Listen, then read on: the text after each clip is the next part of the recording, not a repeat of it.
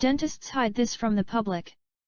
This simple mixture can remove the plaque from your teeth in just a couple of days. Dental plaque is a biofilm of bacteria on the teeth that can form tartar.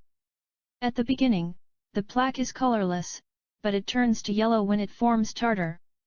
The main causes of plaque on the teeth are smoking and excessive coffee consumption, which is why you should get rid of these habits if you want your teeth to be pearly white again. Maintaining good oral hygiene also helps. Dental plaque is usually removed by a dentist. The treatment is expensive and time-consuming, which is why people don't like it. However, there's a natural remedy that can fight plaque effectively and in just a short time. Here's what you need to do. Ingredients: 1 tablespoon of toothpaste, 1 tablespoon of water, 2 tablespoons of baking soda, 2 tablespoons of mineral water. Preparation and use: mix the ingredients in a plastic container, then apply some of the mixture on your toothbrush and clean your teeth for about 4 minutes.